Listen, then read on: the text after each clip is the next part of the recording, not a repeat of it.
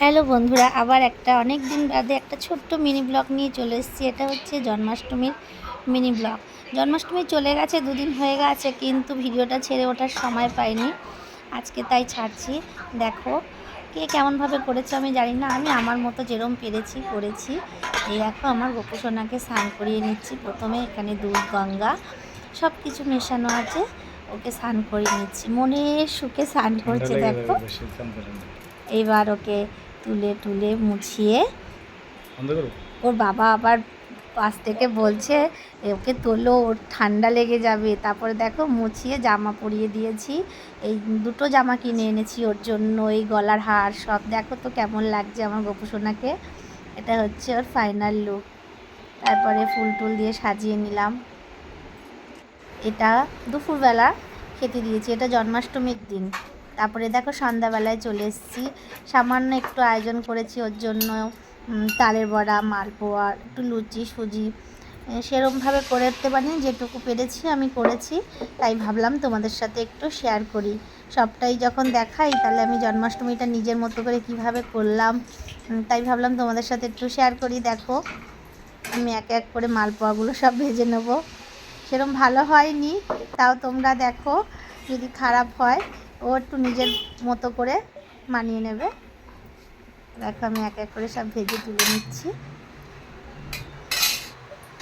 এরপরে আমি এটাতে সুজি করব। এর সুজি করার জন্য আমি দুধ জাল বসিয়ে দিয়েছি। এই দেখো হাতের সামনে কিছু চামিচ পাইনি, খুন্তি দিয়েই নাড়তে শুরু করেছি। তারপরে তাল ঘষে নিলাম, তালের বড়া ভাজবো বলে। আমি সেরম পারি না, তাও চেষ্টা করছি।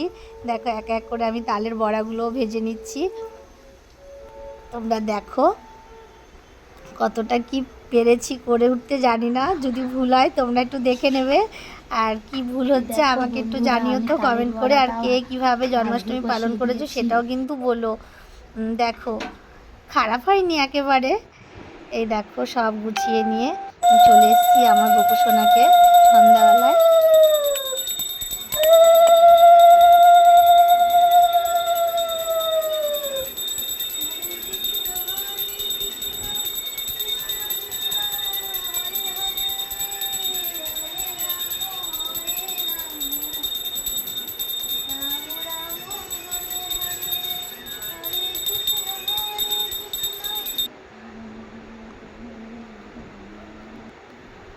এটা হচ্ছে পরের দিন হচ্ছে গোপালের নন্দ উৎসব, তাই সেদিন অল্প কিছু করেছি, সামান্য, অনেক করিনি।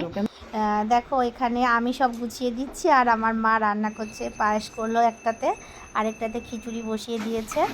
এটাতে খিচুড়ির মশলা করা হচ্ছিল। মাই রান্নাবান্না করছে, আর আমি এদিকে সব গুছিয়ে দিচ্ছি। ওদিকে ঘরে ঠাকুরের কাজ করছিলাম, আর এদিকে মার হাতে হাতে একটু গুছিয়ে দিচ্ছিলাম।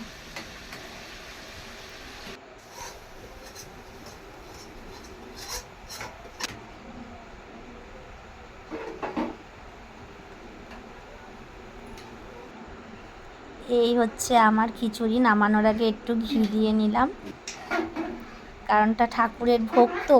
রান্নার জন্য দেখো ফাইনাল লুকটা দেখো, কারণ এই যে 5 রকম ভাজা করেছি। ঠাকুরের ভোগের প্রসাদ পায়েসটাও হয়ে গেছে, কারণ আমরা মুখে চেখে দেখতে পারবো না। এটা হচ্ছে চাটনি, আলুর দম, এই করেছিলাম। তাই আন্দাজে যেরকম আন্দাজ করে দিয়েছি।